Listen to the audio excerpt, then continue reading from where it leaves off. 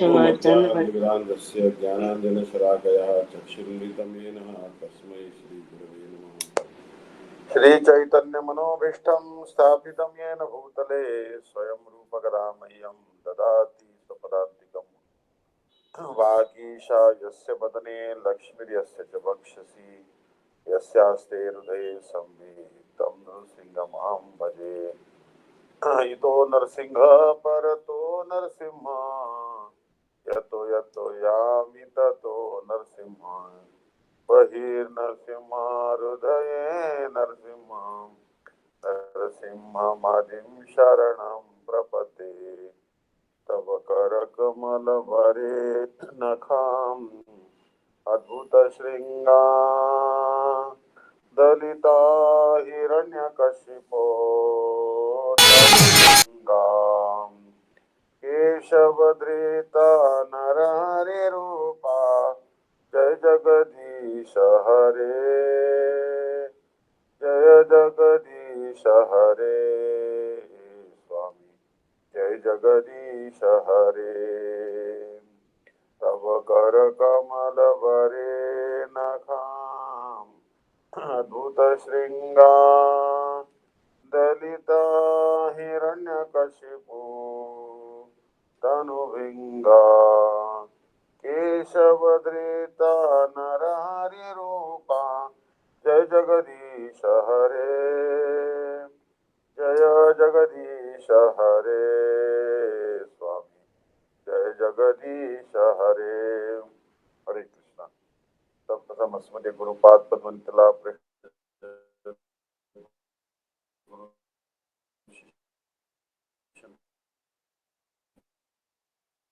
नारायण गोसाई महाराज जी के अभय चरणारविंदों में अनंत कोटि दंडवत प्रणाम अर्पण करता हूँ। अंतर उपस्थित रेड्डी पाद सन्यासी शिशु पतिता रेड्डी महाराज नाम संत श्री अनिरुद्धास प्रभु जी और समस्त वैष्णव के चरणों में था के दंड प्रणाम अर्पण करता हूँ। So we'll read about the glories of Sri Nṛsiṃha today, and here Srila Gurudev is telling that Prahlad and Bali Maharaj, when Shri Krishna's incarnation, Lord Vamandev, came to the palace of Bali Maharaj in the form of a dwarf Brahman, his feet and legs were naturally very small. He told Bali Maharaj, I want something from you. Bali Maharaj became very happy and said, ask for any boon. A very beautiful wife you want, a kingdom, heaven, wealth, reputation or a position, I can easily give you this. The Bali Maharaj wants to offer charity to Bhagwan Vamandev. Lord Vamandev replied, I am a Brahman boy. I am always satisfied. I don't want anything unnecessary. I only want 3 steps of land so that I may sit there and do bhajan. Bali Maharaj began to laugh and joke with that young Brahman. He said, you are just a boy, a child, and your intelligence is also very small like that of a child. I want to give you everything imaginable, but you do not want that. But all right, I shall give you the 3 steps of land as you desire. Lord Vamandev asked Bali Maharaj to do sankalpa, a ceremony to make a vow that would consecrate the offering and finalize it. Bali Maharaj's guru, Shukracharya, was actually a materialist and was thus worried about his own security. He warned Bali, be careful, don't make a vow to give him anything. Don't believe him. He is Vishnu, not a dwarf. He is the imperishable Supreme Personality of God in Vishnu. Accepting Kashyap Muni as his father and Aditi as his mother, he has now appeared to fulfill the interest of the demigods. He is cheating you. Give something that will not be harmful to you. Give something, but not in a way he can take everything. Bali Maharaj replied, if he is Vishnu, he will somehow take everything anyway. Everything already belongs to Vishnu, God. So why should I not give what he wants, what he asks? And if he is not Vishnu, he will not be able to take anything except the 3 steps of land. Lord Vamandev then said, if Shukracharya does not assist you in making the vow, I will do personally. Take some water from the vessel and do sankalpa. While Bali Maharaj was preparing to do the sankalpa, Shukracharya thought, he did not obey me and now Vishnu will take everything. I must prevent that water from coming out of the vessel so that the vow will not be completed. Because the water was not coming out, Lord Vamandev told Bali Maharaj, took a small stick and pierced a hole in the sprout of that vessel, and blood at once began to flow from it. From where had the blood come? Shukracharya was a powerful mystic yogi. He had just made himself become a very small and had entered the vessel to stop the water from pouring from the spout. And now he had become blind in one eye. Of course, because he always had one eye on worldly things and not transcendental truths, he was actually blind in one eye even before this incident. After the vow was completed, clever Lord Vamandev at once became so tall that his body extended from the earth to the sky. By this pastime, he became also known as Trivikram, for he took three giant steps. His first step encompassed the entire lower half of the universe, and his second step covered the upper half. Now it seemed that there was nothing remaining for Bali Maharaj to give. Vamandev asked, "Where should I put my third step?" Shri Vamandev was very clever, and Bali Maharaj was also clever. Bali replied, "I am fully surrendering to you. Please take my body, place your foot on my head." He did Atmanivedan, full surrender of the body, words, and mind and heart. But what was the result? Vamandev arrested him and bound him with the ropes of Varuna. There was a great roar of lamentation in all directions. But Bali Maharaj was nonetheless fixed in his determination to serve and love the Lord. It appeared that Lord Vamandev was punishing Bali Maharaj, especially when he ordered that Bali would now have to go to the lower planetary system to reside. Bali would lose his usurped kingdom. It was not an ordinary hellish planet to which the Lord sent Bali. This planet had been created for Bali by the Lord's own desire, and it was more opulent than any heaven. Even had the famous demigod architect Vishwakarma built Bali Maharaj a palace that was far more opulent than that of King of Heaven. Sri Prahlad Maharaj at once arrived along with Lord Brahma, asked Vamandev, "What are you doing, Lord? He has given you everything and you are binding him." This was an indirect glorification. Tears came in the eyes of Prahlad Maharaj out of ecstatic affection for the Lord, and he also had great affection for Bali Maharaj. Bali Maharaj was the son of Virochan, who was the son of Sri Prahlad Maharaj. Bali Maharaj was thus the grandson of Prahlad Maharaj. Lord Vamandev saw Prahlad Maharaj was weeping due to love for his family member, and he therefore very humbly said, "Oh Bali Maharaj, you may ask for any benediction." Being very clever, Bali Maharaj replied, "In my palace in Sutal there are 49 gates. There is no certainty by which gate or lane I will go out or in. I request the benediction that you stand at the gate of whatever lane I pass, all the time, day and night." Thus he made Sri Vamandev gatekeeper, and Vamandev, Vishnu, happily accepted this. Why did Vamandev give this benediction to Bali Maharaj? It was because of the Lord's affection for Prahlad Maharaj. Otherwise, Bali Maharaj hadn't done anything to deserve it. A donation of only a universe cannot bring this mercy of Vishnu. You understand? No one can satisfy the Lord by wealth, position, or any other material offering. Vamandev gave the boon to be always present in Bali Maharaj palace due to Prahlad Maharaj. He told Prahlad, "Always remain there in Sutal and be happy with your relatives there, and I will always be here." Prahlad and Banasur. Have you heard King Banasur? He was a devotee of Lord Shiva and he had thousands of arms. Aniruddha, the grandson of Lord Krishna, was in love with Banasur's daughter Usha. Aniruddha secretly went to Banasur's palace to stealthily meet with her. Banasur found out and wanted him arrested. Aniruddha fought to protect himself, but he was finally defeated and arrested by Banasur and his army. Narad, who is also a clever personality, brought the news of this to Sri Krishna and Sri Baladev. He told them, "Banasur has captured your grandson." At once, along with his entire army, Krishna reached there and began to fight with Banasur. Banasur used his 1,000 arms to fight with many clubs, arrows, and other weapons. But during that battle, Krishna cut off all his arms and hands except for four. In the meantime, Banasur remembered his Lord Shankar, Lord Shiva, who immediately came and began to fight with Banasur's sides. Lord Sri Krishna shot a special arrow called Vishnu Jwar, and Shankar shot his Shiva Jwar. Shankar was defeated and then remembered Parvati, who came to that spot. There was a demigoddess named Kotara who was worshipped by Banasur, and their relationship was as mother and son. Mother Kotara was upset that Banasur's life was in danger. So she appeared on the scene. With naked body and scattered hair, she stood before Lord Krishna. Shri Krishna didn't like the sight of this naked woman, and to avoid seeing her, he turned his face. We see this demigoddess as a manifestation of the power of Shankar, Parvati Devi. Krishna then stopped his fighting and said, "O Shankar, O Parvati, what do you want?" They requested, "We want that he be spared. Please don't kill him." Krishna said, "All right, I bless him that he will be loyal to you. He will properly worship you." Why was all this enacted by the Lord? The reason is that Banasur was also in the dynasty of Sri Prahlad Maharaj. Ultimately, Krishna did not favor Banasur because of Shankar or Parvati, nor for any reason other than Prahlad Maharaj. Prahlad and Ravan. When Lord Vishnu was in palace of Bali Maharaj, as the gatekeeper of his entire palace, Ravan came to conquer the world.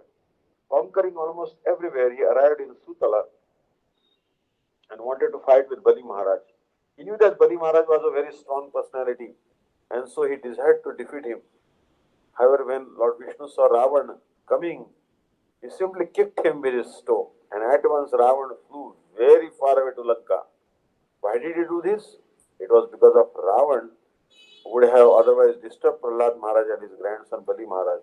He threw Ravan from there because of his affection for Prahlad Maharaj. Prahlad and Durvasa Muni. The Puranas relate still another history.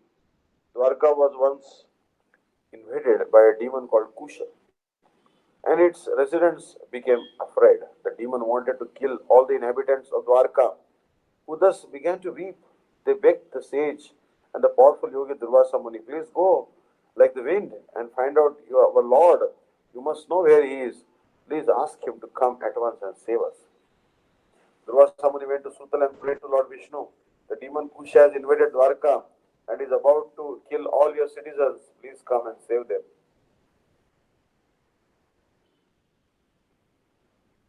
Lord Vishnu told him, "Aham bhakta paradhino hi asatantra iva dvija sadhuvir grasta hridayo bhakto bhakta jana priya." Shri Bhagavan said to Durvasa Muni, "I am completely under the control of my devotees. Indeed, I am not at all independent. Because my devotees are completely devoid of material desires, I sit only within the course of their hearts. What to speak of my devotee? Even those who are my devotees are very dear to me. I am not independent of my devotees. I am under their control. If you like, you can pray to Bali Maharaj. If he orders me to go, then I can go, otherwise I cannot." Durvasa then approached Bali Maharaj and said, "O Bali Maharaj, please allow Lord Vishnu to go with me to save the residents of Dwarka, otherwise they will all die." Bali Maharaj replied, "You are capable of performing great tasks. You know everything. You should know that it is not for me to say whether this clever and tricky personality should go or not. Lord Brahma and Lord Shankar always offer obeisances to his lotus feet. How can I order him to go? It is not so easy to order the Lord to do something. I do not know what will happen to the residents of Dwarka, but I will not order him to go. I cannot allow it." Bali Maharaj did not want the Lord to leave him. He knew that the Lord can do anything by his inconceivable power. So the Lord can stay in Sutal and at the same time he can go to Dwarka and save the devotees there. Why did Bali Maharaj have such power? It is because Prahlad Maharaj was there. What an exalted devotee Prahlad Maharaj is. Prahlad the preacher. You may know that Prahlad Maharaj accepted the kingdom of the world from Lord Nṛsiṃha-caturdaśī. He never accepted the boon of Vaikuntha, salvation and so on, but he accepted the kingdom of the world. Why? He thought, in this way, I may easily preach devotion to the Lord everywhere. If you have money, there is no harm in that. Use it in the service of Lord Sri Krishna to preach bhakti everywhere. Then Krishna will be happy. All the devotees will be happy. And Bhakti will be happy and you will also be happy. Prahlad the warrior. Once Prahlad Maharaj visited Naimisharanya and there he saw a sage with matted locks who had with him a bow and arrows and a sword. It is the duty of the Vedic king to maintain the proper religious and social system of Varnashram Dharma, and therefore Prahlada asked him, why do you have weapons? You wear garments of an initiate performing austerities, and at the same time you have a sword and bow and arrows. Why? I cannot allow you to do this. Either you be a sage or a Kshatriya warrior. If you don't agree to follow my instructions, if you like, you can fight with me and try to defeat me. But I will not allow you to do this. That person said, I accept your challenge. And he became ready to fight. They were fighting for 1 day, 2 days, 3 days, and 4 days, and Prahlad Maharaj could not defeat him. He began to wonder, who is he? Why am I not able to defeat him? He then entered a trance of meditation. In that meditation, he at once saw that the same garland he had made with his own hands and given that morning to his deity of Lord Nṛsiṃha-caturdaśī was on the neck of that person he was fighting. Prahlad realized, oh, he is a very brick trickster. And he began to laugh. He dropped his bow and arrow and exclaimed, oh Lord! The Supreme Lord then gave him darshan as Nṛsiṃha-caturdaśī. Prahlad Maharaj asked him, I promised to defeat you, but I could not. What should I do? Lord Nṛsiṃha-caturdaśī wanted to test him, otherwise, who could fight against him? The Lord answered, I am always defeated by you. Not only today, but always. You always defeat me. By your devotion. How exalted a devotee is Prahlad Maharaj. Prahlad and Narad. Narad Muni was once traveling from the places of one devotee to another, telling each other, you are the greatest recipient of Sri Krishna's mercy. He had gone from worldly devotees to Lord Brahma, to Lord Shiva, and then he came to Prahlad Maharaj and glorified him in many ways. In another instance, Sri Narad Muni prayed, Lord Vishnu, I once received a curse from Daksha, who told me you will not be able to stay anywhere for more than a moment, for as long as it takes to milk a cow. Jara, old age personified, had previously come to Narad and told him, I want to marry you. He at once fled on his way to Golok, and Jara also cursed him in the same way. Now, Narad begged Lord Vishnu, I don't care about these curses. I want to always remain in Sutal and serve you there. Why did this incident take place? Prahlad Maharaj is there, and due to this, Lord Vishnu always remains there. Prahlad and Srila Saraswati Thakur Prabhupada. There are so many more teachings and glorifications of Sri Prahlad Maharaj, and that is why Srila Bhakti Siddhanta Saraswati Thakur Prabhupada said that everyone should read about the life of Prahlad at least 108 times. He personally also gave at least 108 lectures about Prahlad. If you really want to be happy, don't try to gallop over Prahlad Maharaj to be in Vrindavan. Don't be mad for Gopi Prem. First be like Prahlad, gradually be like Hanuman, then Pandavas, then Uddhava, and then any servant of the Gopas and Gopis. We cannot attend Gopi Prem before doing this. Try to follow all the instructions of Prahlad. Shravanam, Kirtanam, Vishnu, Smaranam, Padasevanam, Archanam, Vandanam, Dasyam, Sakhyam, Atmanivedanam. Iti Pumsarpita Vishnu, Bhakti Chena Valakshana, Priyate Bhagavati Adha Tanmanne Aditamuttamam. Prahlad Maharaj said, hearing and chanting about the transcendental holy name, form, qualities, paraphernalia, and pastimes of Lord Vishnu, remembering them, serving the lotus feet of the Lord, offering the Lord respectful worship with 16 types of paraphernalia, offering prayers to the Lord, becoming His servant, considering the Lord one's best friend, and surrendering everything unto Him, in other words, serving Him with the body, mind, and words. These 9 processes are accepted as pure devotional service. Try to follow Prahlad and also follow your Guru. Don't disobey him. Always perform Vishrambhena Guru Seva, intimate service to Gurudev. Follow all the instructions of the Goswamis and be happy forever. My benediction to you.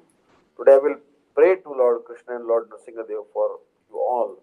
Now we'll see a drama about Lord Nṛsiṃha-caturdaśī. I must be completed before dark at once. It must be completed before dark at once. Gaur Premanande Hari Hari Bol. This is a very nice lecture about It is actually summarizing Brihad Bhagavatamritam. Some Srila Gurudev spoke about Brihad Bhagavatamritam here.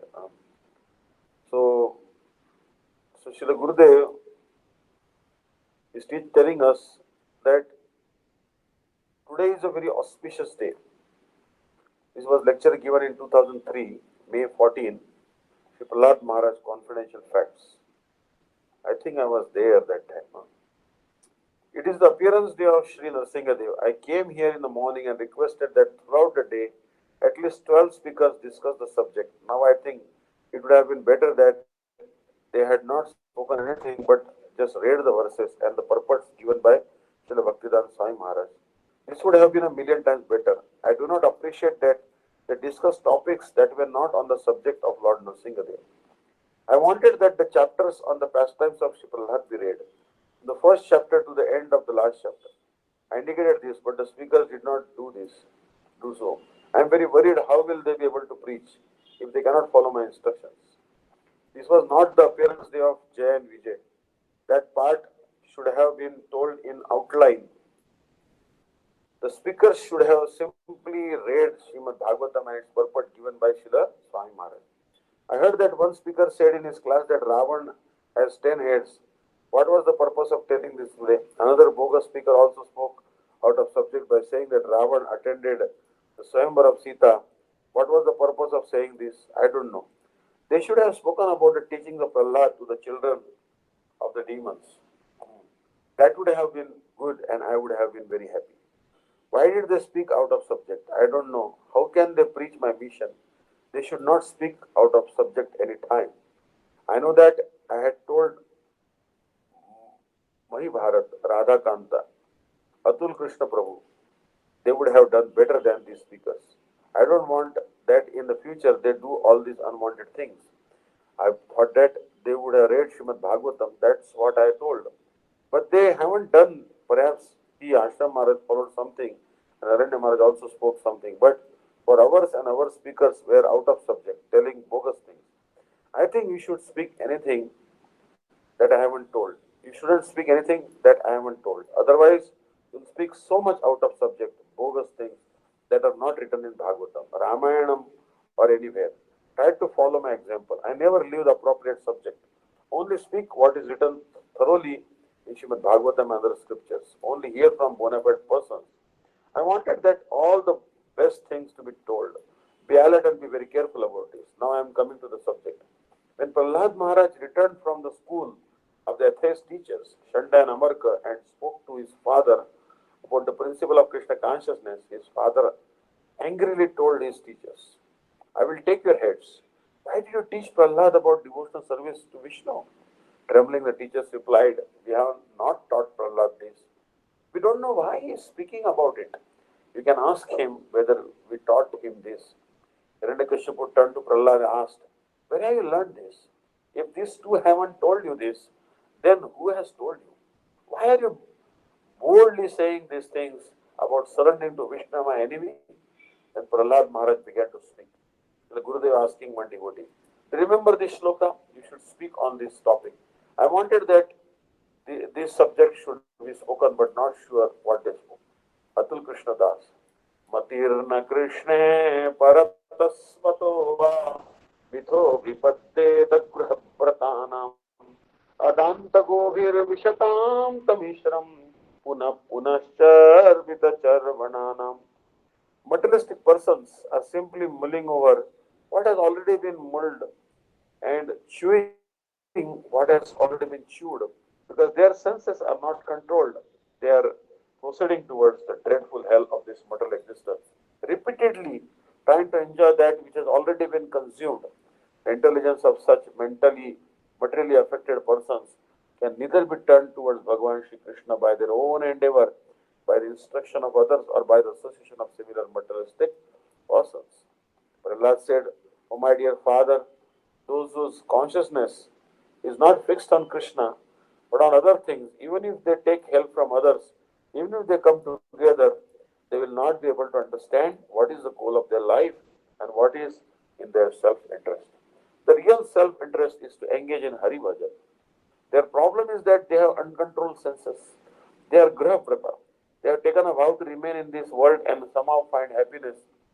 Following their uncontrolled senses, they are chewing something which has already been chewed.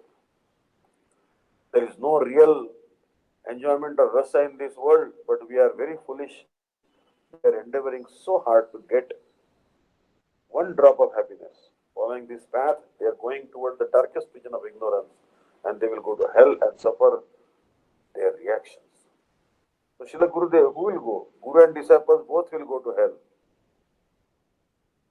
So, Atul Krishnadas Prabhu says, yes, Nate vidu swartha gatim hi Vishnum durashayaye bahirarthamanina andha yathandhair upaniyamanas tepis tepi shatantrayam urudam nibaddha.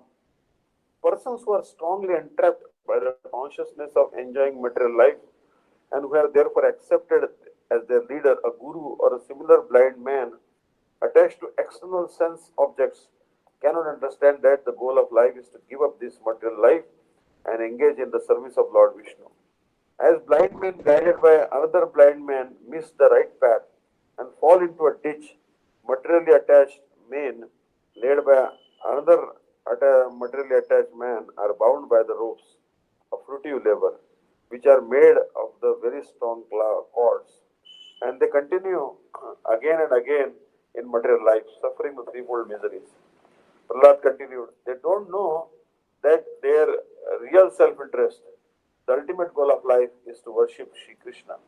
Instead, they place all their false hopes in trying to enjoy this world and place all their hopes in material things. They are blind and they are following other similar blind persons, and the result is that they will fall in the ditch. Srila Gurudev. Then Hiranyakashipu became very angry and told Prahlad, you want to say that I am blind?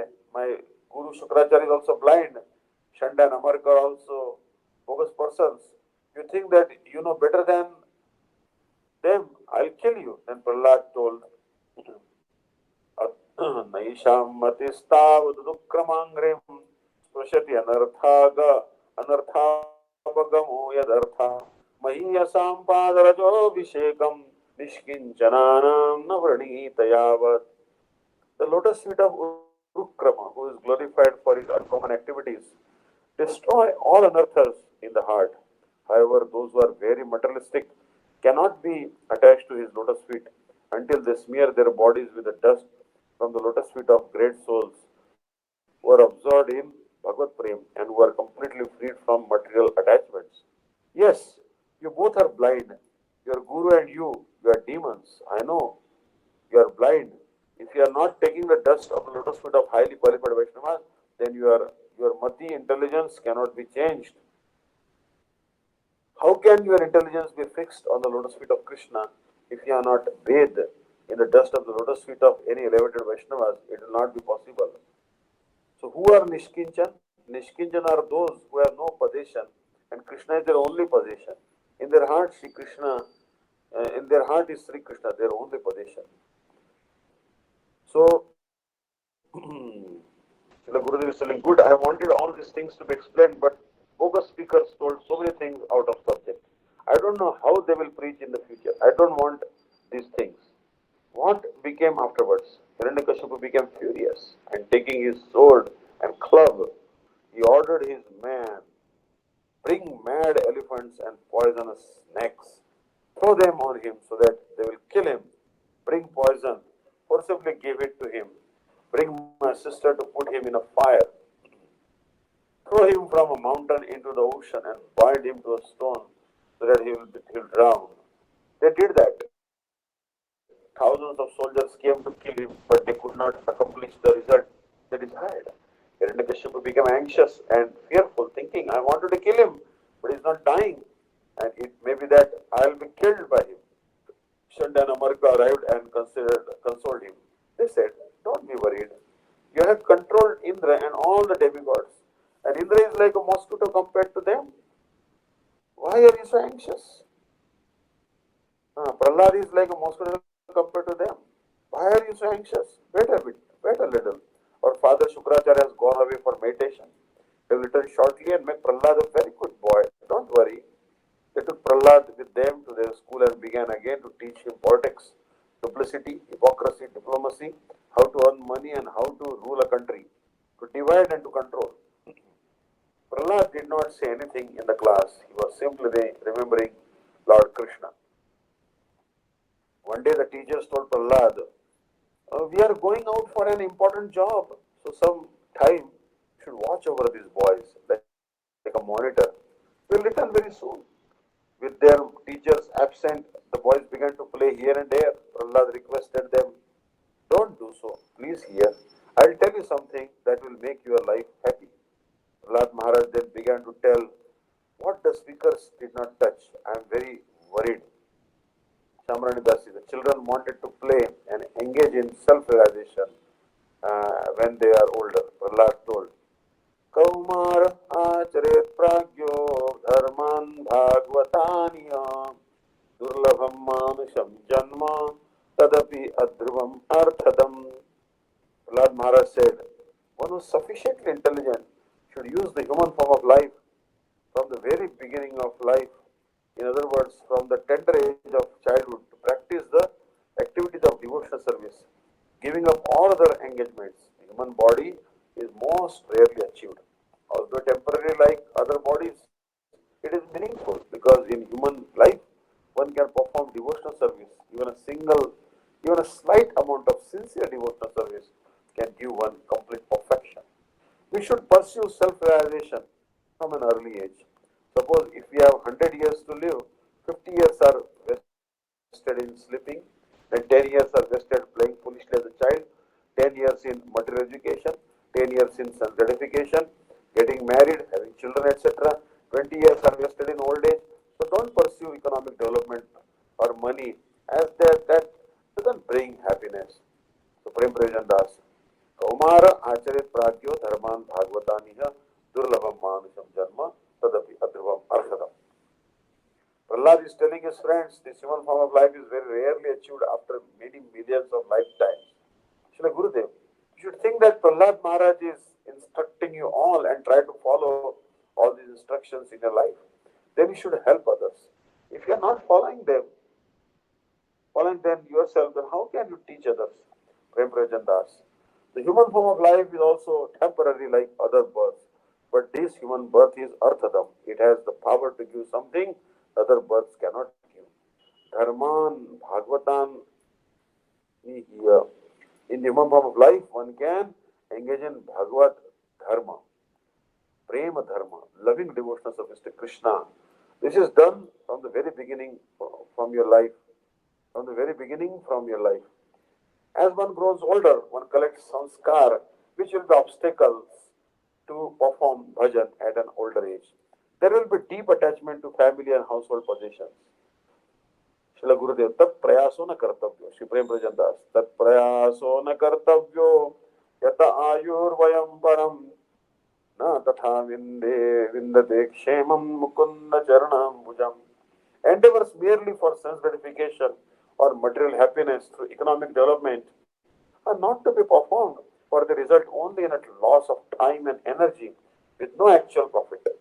If one's endeavors are directed towards Krishna consciousness, one can surely attain the spiritual platform of self-realization. There is no such benefit from engaging oneself in economic development. Just as distress comes without any endeavor, happiness also comes without endeavor. If you are working hard in this world to attain material happiness, it is a waste of time because all will come according to karma. So don't waste your time in this. Srila Gurudev, have you explained about 100 years? You should tell that.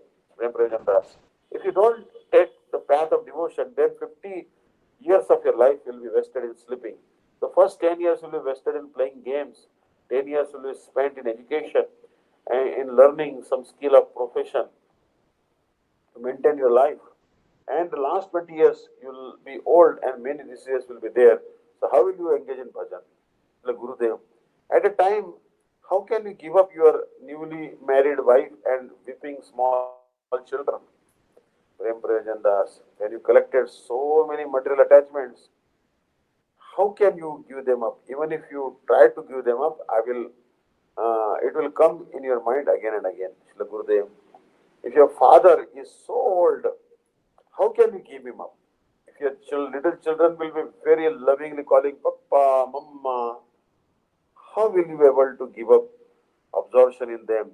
Your beautiful gardens and beautiful dogs, how will you give them up? So it is better to give up everything material and chant and remember Lord Krishna. Very good. Prahlad told his classmates, if you want to be happy, then practice bhakti yoga, devotional service to Lord Krishna. What was that? Srila Madhav Maharaj. Sripad Madhav Maharaj. The classmates asked, how can we practice bhakti yoga? Prahlad, it is very simple and doesn't require much endeavor. Guru Shushrashaya Bhaktya Sarvalabdharpanena cha Sangena Sadhu Bhaktanam Ishvara Aradhanena cha. One must accept the bona fide spiritual master and render service unto him, and with great devotion and faith. Whatever one has in one's possession should be offered to the spiritual master, and in the association of saintly persons and devotees, one should worship the Lord. You have to serve your spiritual master with Shushrashaya Bhakti, just like it has been mentioned in the scriptures, Shvetashvatara Upanishad. Yasya deve para bhaktir yatha deve tatha guru tasyaite kadita yartha prakashante mahatmana. The conclusive essence of the Shrutis is only revealed to those great souls who have parabhakti unto Shri Bhagwan and who have an equal amount of bhakti to Gurudev. The amount of parabhakti one has towards Bhagwan should be the same as towards Gurudev. Gurudev is not model. Then surely the meanings and essence of scriptures will come to the heart. Shanda and Amarka are not bona fide gurus, nor is their father Shukracharya, because they are absorbed in material things. Guru is not attached to material things. He is expert in all the scriptures and he is a realized soul. If you go and serve him, then very easily you can understand whatever you should offer at the feet of Gurudev. You should engage with the Vaishnavas as per the six exchanges as mentioned by Srila Rupa Goswami in Upadeshamrita. Srila Gurudev, the students asked, Prahlad, you are always attending the school of Shanda and Amarka, so where did you learn this philosophy?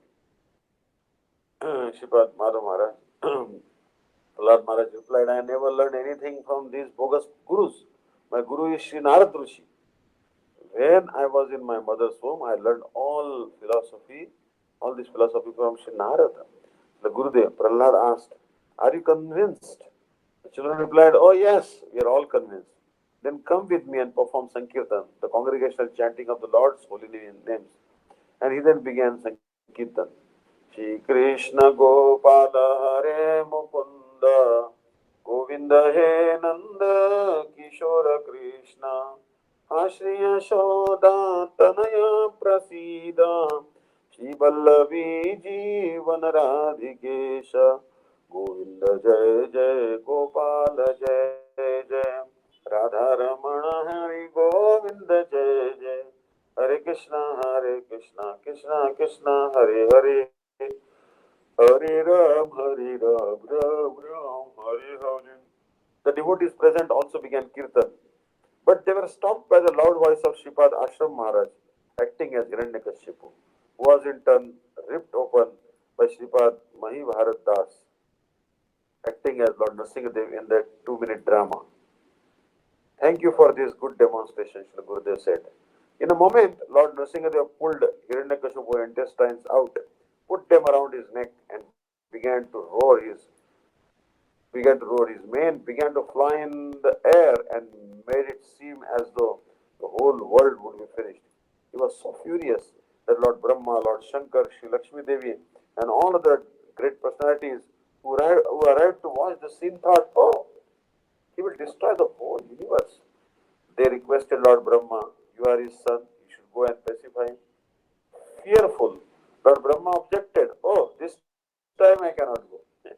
The demigods they requested Lord Shankar to pacify him, but he said, I cannot go.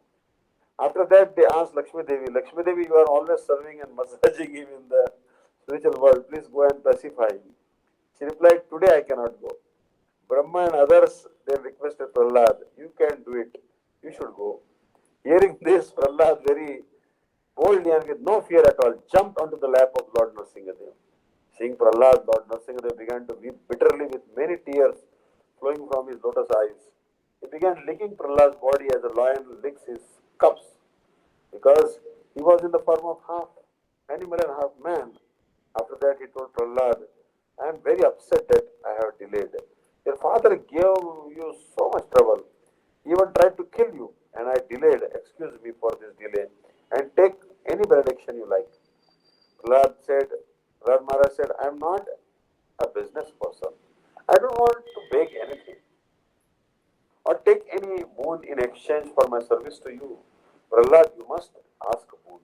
Because you are seeing me must not go in vain. You must ask any boon, please, to please me, otherwise I will not be pleased. Prahlad said, please excuse my father and liberate him. It has been done. How has been done? 21 generations of an Uttamadhikari, topmost Vaishnava, will be liberated, even if the generations of family members are not devotees. For those who are Madhyamadhikari, second class devotees, their fathers and mothers of 14 generations will be liberated. If one is even a Kanishtha, neophyte devotee, but sincerely chanting and remembering Krishna, then 7 generations will be easily liberated. Your father is in the first generation, therefore he will surely be liberated. And ask for any benediction. Prahlad said, if you want to give me a benediction, grant me that I should live in this world for many years, suffering everyone's problems, which they have received due to their reactions of their sinful activities and their pain of their endless chain of birth and death, so that all will be liberated from top to bottom. How can this be? Lord Nrsiṃha-dev asked.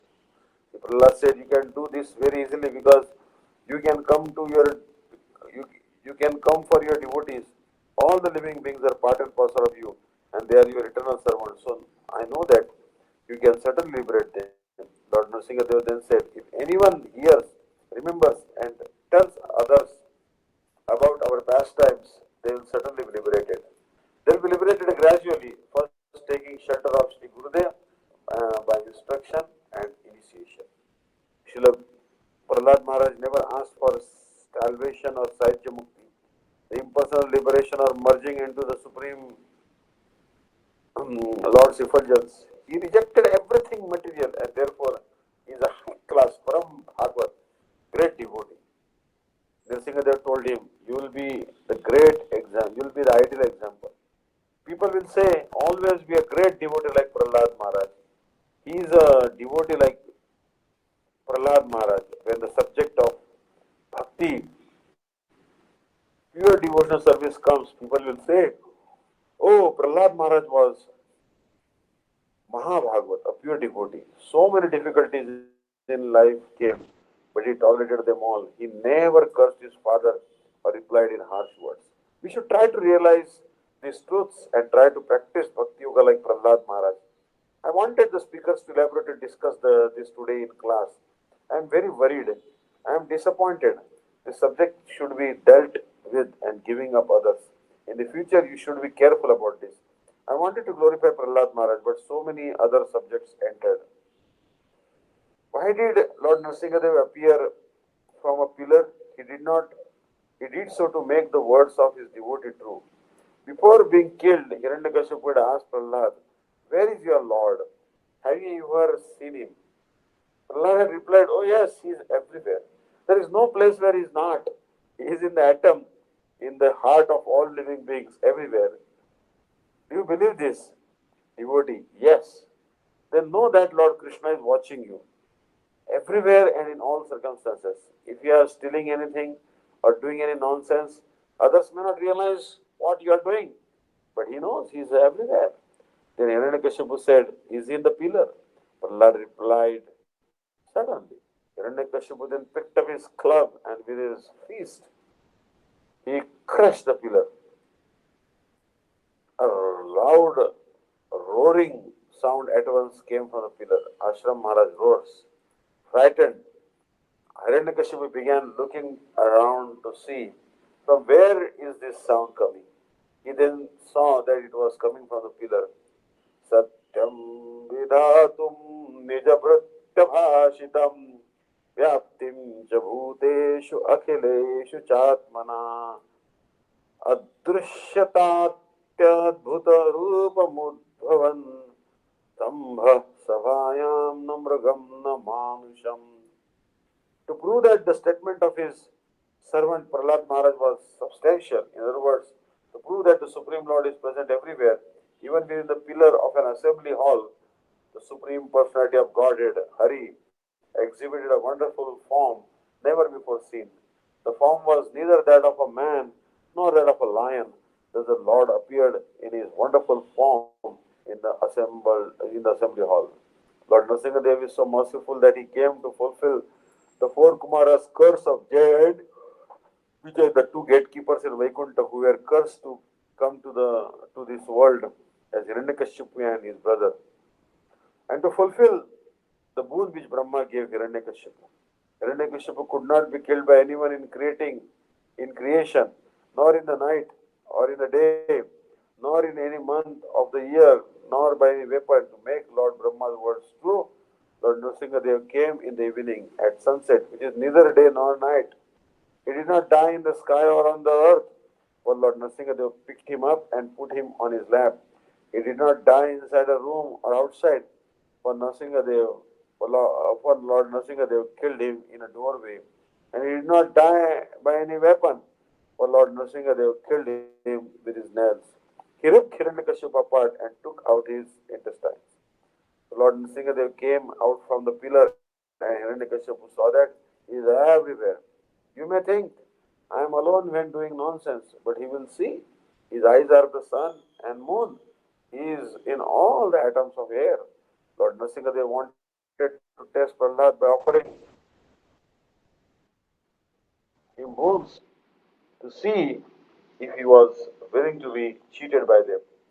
He offered to give him the Sahajya Mukti that was given to Shishupal. He offered to give him that salvation which so many sages and maharshis, saintly kings, and in the line of Shankaracharya cannot achieve in thousands of births. Nrsimhadev was willing to give this to Prahlad very easily, but Prahlad refused it all. He again and again requested Prahlad to accept this, but he refused. Salupya sahasti sarupya samipya ekatvam Yamanam na grananti vinamat sevanam jana. My devotees do not accept Salukya, Sarashti, Sarupya, Samipya, oneness with me, even if I offer these liberations in preference to serving me. Prahlad said, I am not a business person. I will not take a boon from you in exchange for my service to you. What to speak of this Savijya Mukti, impersonal liberation? I don't even have a personal desire to be in the spiritual planets of Vaikuntha. I don't want anything as remuneration. Remuneration. Lord Nrsimhadev asked, what do you want? Prahlad said, please be merciful to all living beings. By that I will be pleased. You will also be pleased because you are Bhakta Vatsal. You have an unlimited desire to please your devotees, and you know that all living beings are your personal eternal servants. Please be merciful and give that benediction to all. If you want, I will stay in this world forever, suffering for all their sinful reactions. But he never took that. He also said, Natayoni sahasreshu yeshu vrajamyam teshu achyuta bhakti achyuta sutasarye Vishnu Puran. O Master, in all the thousands of births through which I must wander in this world, please let me have unfailing devotion to you, the infallible Supreme Lord. O Achyuta, infallible Lord, I don't mind accepting hundreds of thousands of births, but I want that wherever I will be, I must receive the elevated association of your pure devotees and always worship you. I don't want anything else. Sri Lakshmi Devi, Garuda, Lord Brahma, Lord Shankar, and many other great personalities were present, but Lord Nrsimhadev gave preference to Prahlad Maharaj. He said, I could not cheat you. You have conquered me. I don't favor Sankarshan or my Lakshmi Devi or my messenger and carrier Garuda or Lord Brahma as much as I favor a devotee like you. Therefore, I cannot cheat you. So you have conquered me. Shri Prahlad Maharaj never cared for any problem that arose in his life. He accomplished his mission in a very short time. His father wanted to kill him, but he never cared. If death is to come, it will come, and you will not be able to do anything to protect yourself. Prahlad Maharaj came. Prahlad Maharaj was very bold. You should also be bold like him. I am telling all these truths for you. If death is coming and so many problems and sufferings are coming, try to keep your feet on the head of them all. Don't be upset. Try to do bhajan, chanting and remembering Krishna without any hesitation and not considering any obstacles. This is the teaching of Sri Prahlad Maharaj. Nitai Gaur Premanande Hari Hari Bol. Hare Krishna. So thank you so much for attending the online class today. Vancha kalpataru vaishya kripa sindhubhyo varganam pavanebhyo vaishnavebhyo namo namo. Hare Hari Bol. Hari Bol.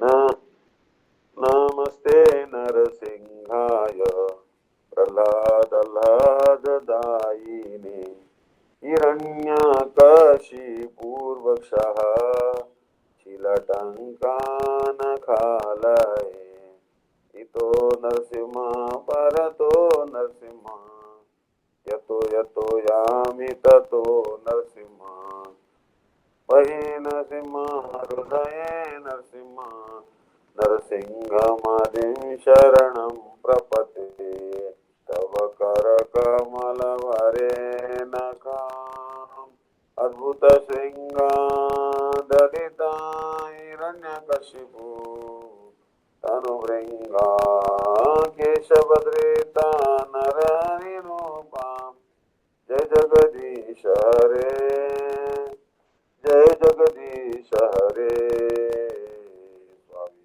Jagadish Hare Hare Krishna Krishna Krishna Hare Hare Hare Ram Ram Ram Hare Hare. Who is Nṛsiṃha-dev? He is Krishna himself. Keshava Dhruta Narahari Rupa. Krishna, Keshava, he is the same Keshava.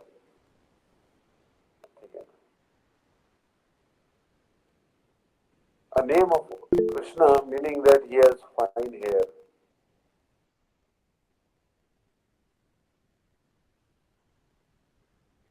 But not directly. He is none other than Chakra. Krishna Chakra, wheel-shaped weapon, becomes Nṛsiṃha-dev. When there is a temple installation of Chakra, the prayers are offered to Nṛsiṃha-dev. Lord Nṛsiṃha-dev's main mercy is to protect the devotees. The Chakra who saved Ambarish Maharaj was Nṛsiṃha-dev himself. And the Chakra who killed Shishupal, who was also Nṛsiṃha-dev. There is no difference between the two. All the paraphernalia, weapons in the hands of Krishna manifest as his Vishnu incarnations. And it can also be said that his incarnations are manifestations of Baladev Prabhu.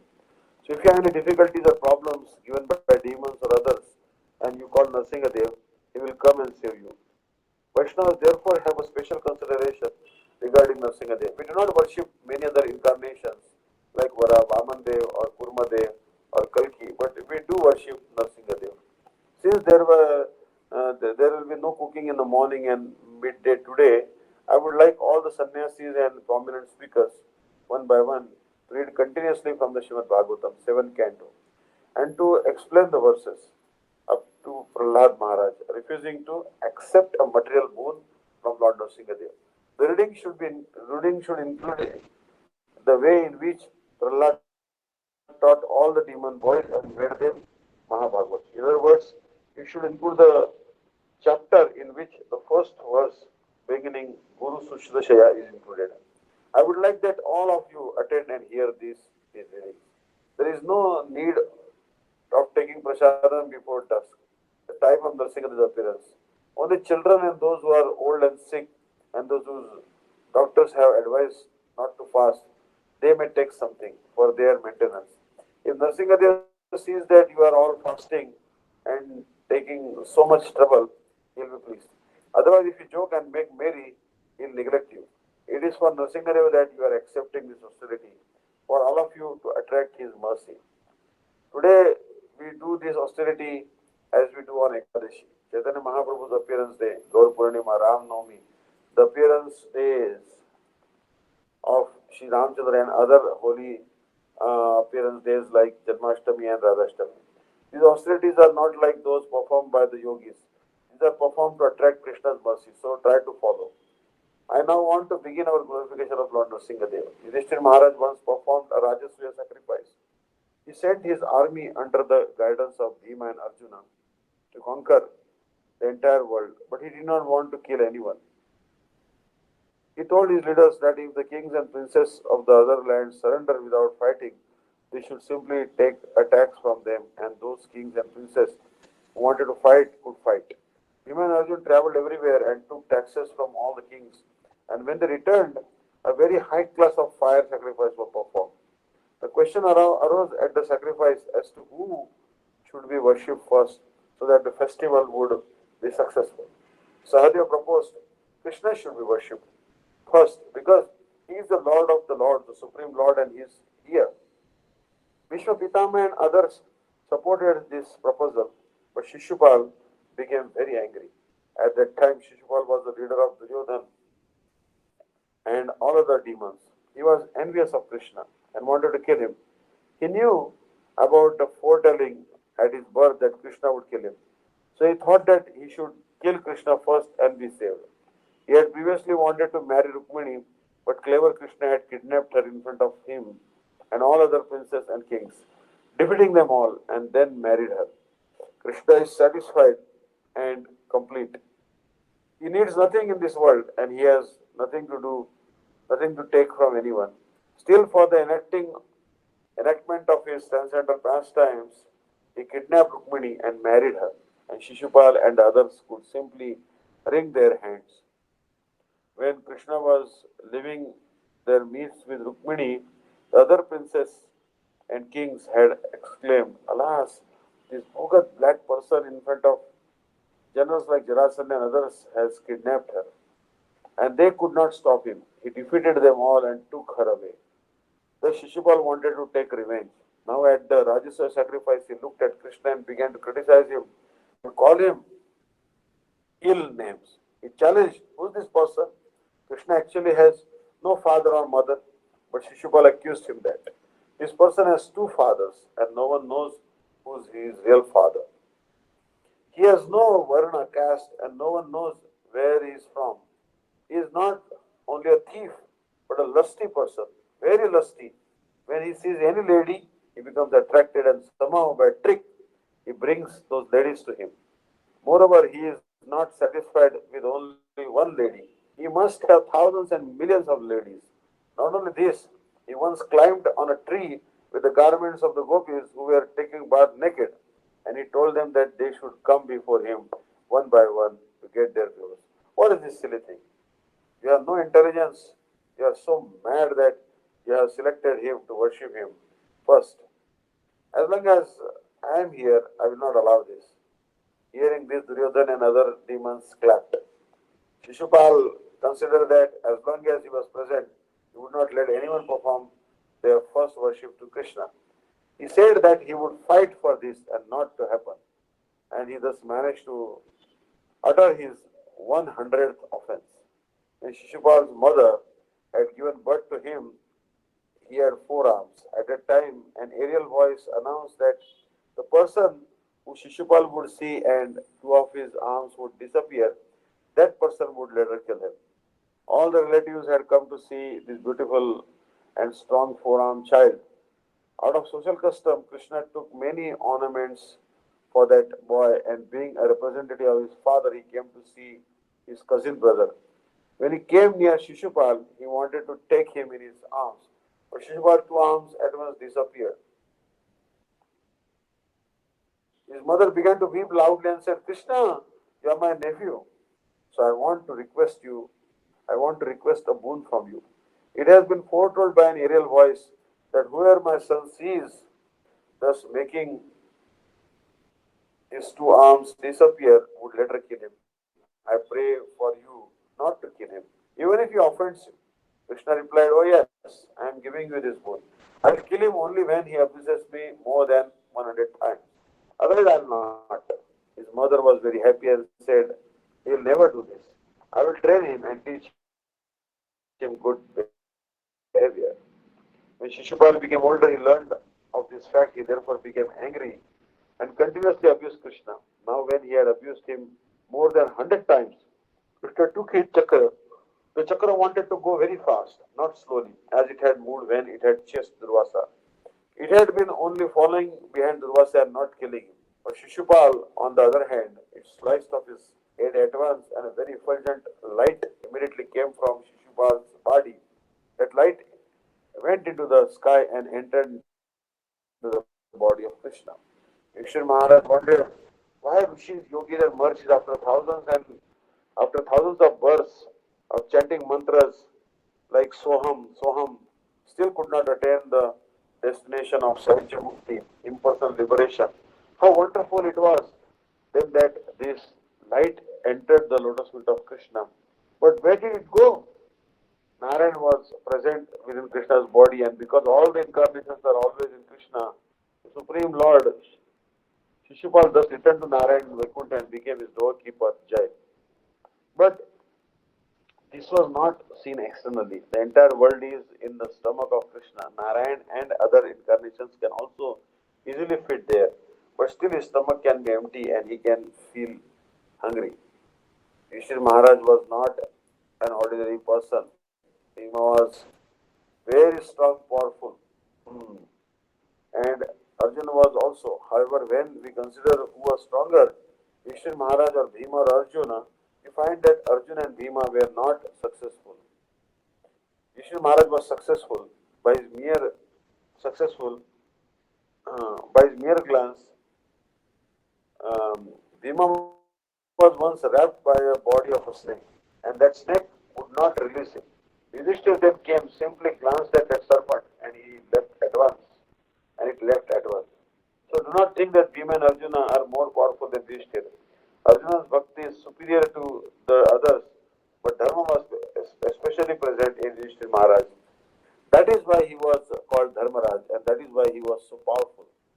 When Yudhishthir Maharaj saw Shishupal's soul enter into Krishna's body, he began to think, how wonderful! Even a yogi, rishi, muni does not receive this kind of mercy from Krishna. He then asked Narad Rishi, "You know everything, and you can remove all my doubts. So please explain this. Krishna has no fear of anyone, and he does not want anything from anyone. He is Purnatama, complete, Atma Rama, always happy internally, and Aptakama, satisfied and equal to all. So why does he take the side of devotees and demigods? Why does he defeat and or kill demons? I want to know why." Now replied that the cause of all this is Kala, time, the results of past activities.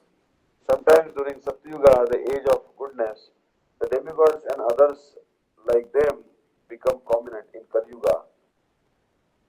On the other hand, the demons are more powerful. It seems that Krishna helps certain personalities, but actually the events of this world are controlled by time. Krishna is equal to all, and everything here is thus due to Kala. You should not be angry or criticize anyone. If you are in distress or disturbed by many problems, it is due to yourself. Tattenu kampam susumikshamano bunjana evatmakrutam vipakam Rudvagvapuvirvidadan namaste jivetayo mukti pade sadaiva.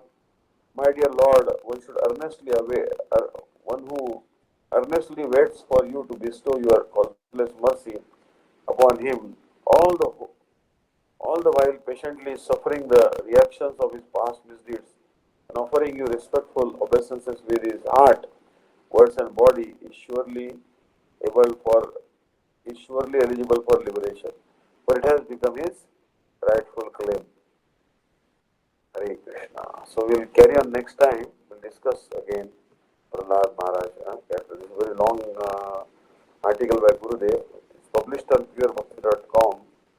So I request all of you to read these articles by Gurudev's lectures, transcriptions.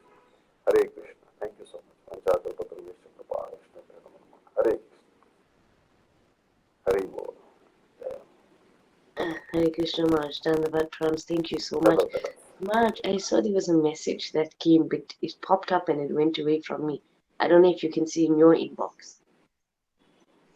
Pardon?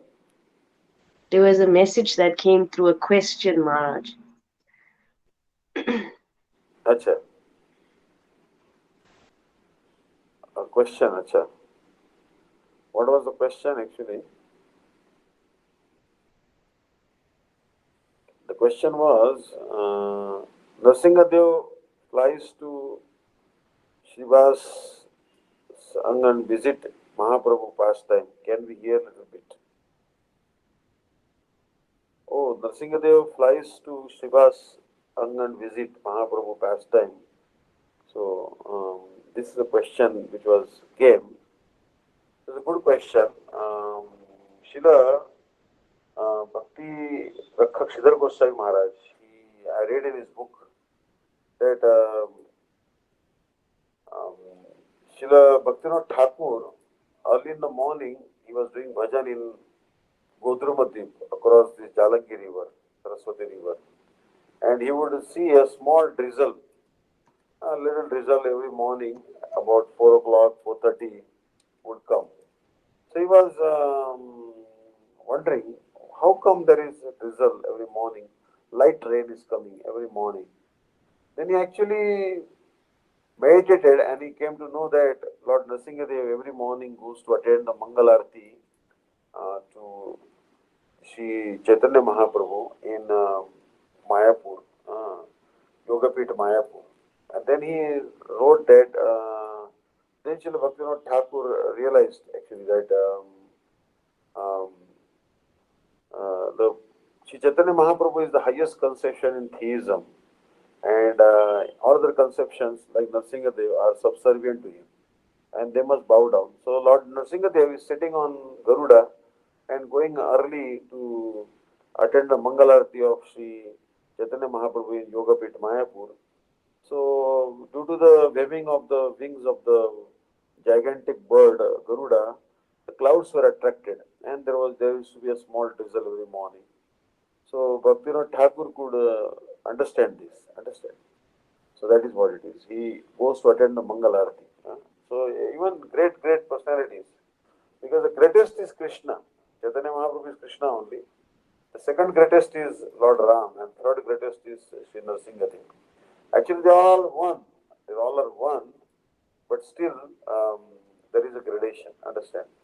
But as Gurudev is telling here that we don't worship so many other incarnations, Vaman Dev and Kalki and all, but we do worship Nṛsiṃha because Nṛsiṃha helps us in removing the obstacles in our bhajan. So many obstacles come in life as we are living in this material world. Someone may attack you, some disease may come. Understand? So we can pray to Lord Nṛsiṃha to remove the obstacles in our bhajan. Understand? So Nṛsiṃha-caturdaśī day is a great day. Prahlad Maharaj, in his past life, was attracted to a prostitute. He was from a Brahmin family. And that prostitute actually ditched him, took away all his wealth and ditched him, and spoke harsh words to him. He was the son of a Brahman by the name Vasudev. So this son of a Brahmana became very unhappy that prostitute has now spoken very harsh words to me. So he went to the jungle, and there was a temple of Lord Nṛsiṃha, dilapidated temple. And in that temple he spent entire night. And remembering that prostitute, he didn't eat anything and he didn't sleep at all. And that was the night of Nṛsiṃha-caturdaśī. And the prostitute also felt remorse that this man has uh, spent so much money on me and given me so much love and affection, and how I harshly I spoke to him. So she also came to that dilapidated temple of Nṛsiṃha, and she also fasted. Both were on the other sides of the wall, so they didn't notice that either one of them was there. They also swept that temple a little bit so that they could take rest in the night or sit properly. So they got the benefit of sweeping the temple of the Lord, and they got the benefit of staying awake all the night on the appearance day of Nṛsiṃha, and without eating anything. So ultimately, next lifetime, that fallen Brahman Vasudev, he became Prahlad Maharaj, and that prostitute became his wife. So this story comes actually about the past life of Sri Prahlad Maharaj. So, so Srila Gurudev is telling that we should try to not waste our time and follow this Krishna consciousness like Prahlad and be very tolerant. Prahlad was to be burnt by a Holika.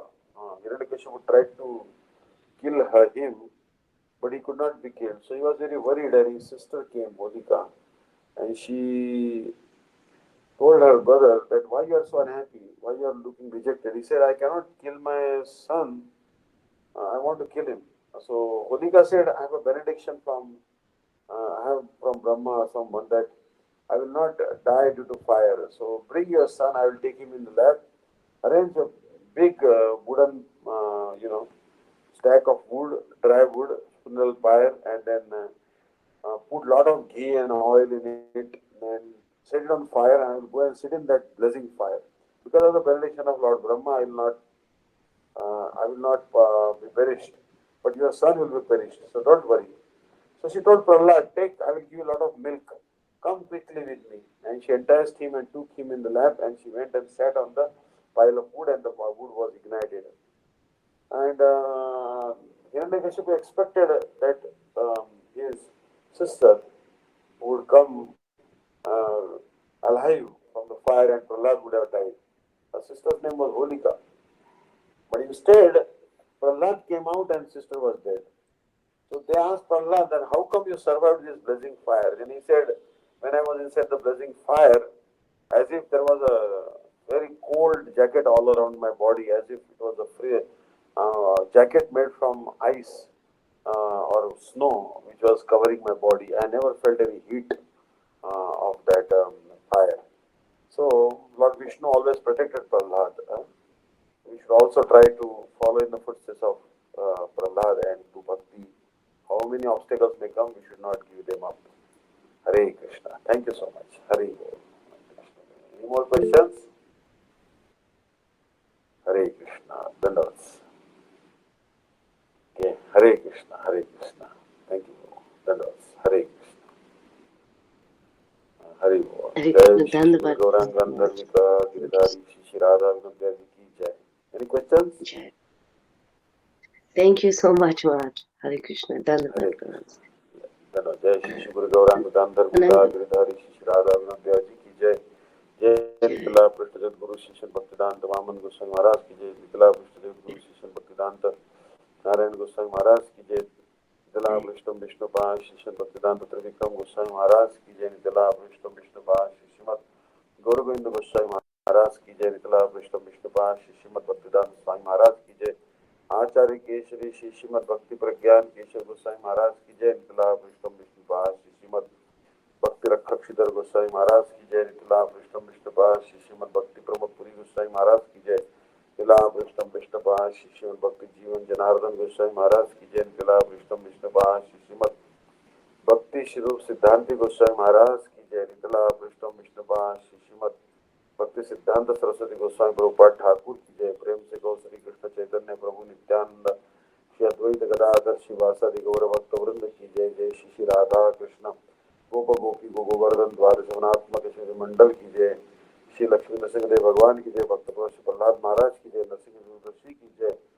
जय अवलम नरसिंह स्वामी की जय। पानकल नरसिंह स्वामी की जय। दंडी स्वामी शिष्य भक्तिदांत दंडी महाराज जी की जय। नामनिष्ठ संत शैनदास प्रभु की जय। अन्यंत्री पादगण की जय। समस्त वैष्णव वृंद की जय। जय श्री नरसिंह व्रत की जय। निताई गौर प्रेमानंदे Hari Hari. Thank you so much. Hare